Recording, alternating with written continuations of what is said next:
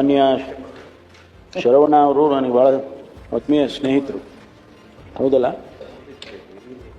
ಒಳ್ಳೆ ಉತ್ತಮವಾದ ಪ್ರಶ್ನೆನೇ ಕೇಳಿದ್ದಾರೆ. ಆದರೆ ಕೇಳುವಾಗ ಏನೋ ಕಳೆದ 2.5 ವರ್ಷದಿಂದನೇ ಆಗಿದೆ, ಈಗ ತಾನೇ ನಿಮ್ಮ ಸರ್ಕಾರ ಬಂದ ಮೇಲೆ ಮಾತ್ರ ಇಂಥ ಘಟನೆಗಳು ಆಗಿದ್ದಾವೆ ಎನ್ನುವ ಅರ್ಥದಲ್ಲಿ ಅವರು ಹೇಳ್ತಿದ್ದಾರೆ. ಅದು ಸತ್ಯಕ್ಕೆ ದೂರವಾಗಿರ್ತಕ್ಕಂಥದ್ದು. ಪೊಲೀಸ್ ಇಲಾಖೆಯಲ್ಲಿ ಬಹಳ ದಿವಸದಿಂದ ಕೂಡ ಎಲ್ಲೋ ಒಬ್ಬರು ಇಂಥವರು ಸಿಗ್ತಾರೆ. 1099 ಪೊಲೀಸ್ ಸ್ಟೇಷನ್ನಲ್ಲಿ 1,06,000 ಸಿಬ್ಬಂದಿ ಇದೆ ಮಾನ್ಯ ಸಭಾಪತಿಗಳೇ ನಮ್ಮ ಇಲಾಖೆಯಲ್ಲಿ. ಎಲ್ಲರನ್ನೂ ಕೂಡ ನಾವು ಒಂದೇ ತಕ್ಕಡಿಯಲ್ಲಿ ಹಾಕಿ ತೂಗಕ್ಕಾಗೋದಿಲ್ಲ. ಎಲ್ಲರೂ ಕಳ್ಳರು, ಎಲ್ಲರೂ ಪೊಲೀಸ್ನವರೆಲ್ಲರೂ ಕೂಡ ಶಾಮೀಲಾಗಿ ಮಾಡ್ತಾರೆ ಅಂತಕ್ಕಂಥ ಜನರಲೈಸ್ಡ್ ಮಾತುಗಳು ತಮ್ಮಲ್ಲಿ ಏನು ಬರುತ್ತೆ ಅದನ್ನು ಆಡಬಾರ್ದು. ಕೇಳುವ ಅಧಿಕಾರಿಗಳು ಅದನ್ನ ಹೇಳಿದ್ರೆ ಕರೆಕ್ಟ್ ಇರ್ತದೆ. ನೀವು ಹಂಗೆ ಹೇಳಲಿಲ್ಲ. ಪೊಲೀಸ್ ಇಲಾಖೆನೇ ಬೇಲಿನೇ ಎದ್ದು ಹೊಲ ಮೇಯ್ತಾ ಇದೆ. ಅಲ್ಲಲ್ಲ, ನೀವು ಹೇಳಕ್ ಬಂದೆ ನಾನು. ಇಲ್ಲ, ಮೊದಲೇ ಹೇಳ್ಬೇಕು ನೀವು. ಬೇಲಿನೇ ಎದ್ದು ಹೊಲ ಮೇಯ್ತಾ ಇದೆ, ಎಲ್ಲರೂ ಕಳ್ರೆ, ಪೊಲೀಸ್ನವರೆಲ್ಲರ ಕಳ್ಳರಾಗ್ಬಿಟ್ಟಿದ್ದಾರೆ.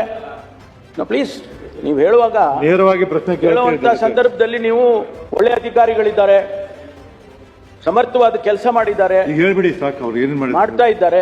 ಅದಕ್ಕೋಸ್ಕರ ಜನರಲೈಸ್ ಮಾಡೋದಕ್ಕೆ ಹೋಗಬೇಡಿ. ನಾನು ತಮಗೆ ಬೇಕಾದಂಥ ಮಾಹಿತಿ ತಾವೇನು ಕೇಳಿದರೆ ಅದನ್ನೆಲ್ಲ ಕೊಟ್ಟಿದ್ದೇನೆ.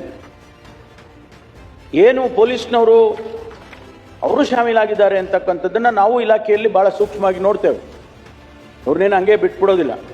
88 ಜನರನ್ನು ಅವರನ್ನು ಯಾರೆಲ್ಲ ಇನ್ವಾಲ್ವ್ ಆಗಿದ್ರು ಅವ್ರ ಮೇಲೆ ಕ್ರಿಮಿನಲ್ ಕೇಸ್ ಹಾಕಿದ್ದೇವೆ, FIR ಹಾಕಿದ್ದೇವೆ, ಸಸ್ಪೆಂಡ್ ಮಾಡಿದ್ದೇವೆ, ಅವರಿಗೆ ಕೆಲವು ಸಂದರ್ಭದಲ್ಲಿ ಅವರನ್ನು ಅರೆಸ್ಟ್ ಮಾಡಿದ್ದೇವೆ.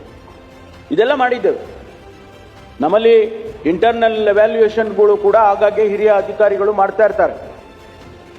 ಅದರ ಪ್ರಕಾರ ನಾವು ಕ್ರಮವನ್ನು ಈಗಾಗಲೇ ತಗೊಂಡಿದ್ದೇವೆ.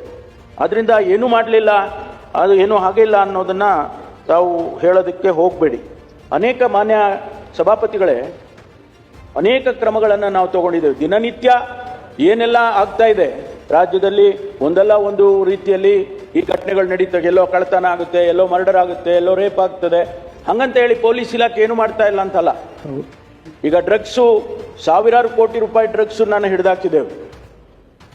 ಸುಮ್ಮನೆ ಅವ್ರನ್ನ ಸುಮ್ಮನೆ ಬಿಟ್ಬಿಡ್ತೀವ? ಪೊಲೀಸ್ ಇಲಾಖೆ ಆಕ್ಟಿವ್ ಆಗಿ ಕೆಲಸ ಮಾಡೋದ್ರಿಂದನೇ ಇನ್ನೂ ಕೂಡ ಇವತ್ತು ನಮ್ಮ ರಾಜ್ಯದಲ್ಲಿ ಶಾಂತಿ ನೆಲೆಸಿದೆ. ಹಂಗಂತೇಳಿ ನಾನು ಏನೂ ಆಗಲಿಲ್ಲ ಅಂತ ಹೇಳೋಕೆ ಹೋಗೋದಿಲ್ಲ.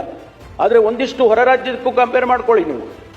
ಬೇರೆ ಬೇರೆ ರಾಜ್ಯದಲ್ಲಿ ಏನೆಲ್ಲ ನಡೀತಾ ಇದೆ, ಕಾನೂನು ವ್ಯವಸ್ಥೆ ಯಾವ ರೀತಿ ಇದೆ, ಅಲ್ಲಿ ಏನು ಡ್ರಗ್ಸು ನಡೀತಾ ಇದೆ, ಅದನ್ನೆಲ್ಲ ನಾನು ವಿವರವಾಗಿ ನಾನು ಕೊಡ್ತೇನೆ. ಯಾಕೆಂದ್ರೆ ಅವರು ಅಡ್ಜರ್ನ್ಮೆಂಟ್ ಮೋಷನ್ ಅಲ್ಲಿ ಕೇಳಿದ್ದಾರೆ ಮಾನ್ಯ ಸಭಾಪತಿಗಳೇ, ಅದೆಲ್ಲ ಕೊಡ್ತೇನೆ.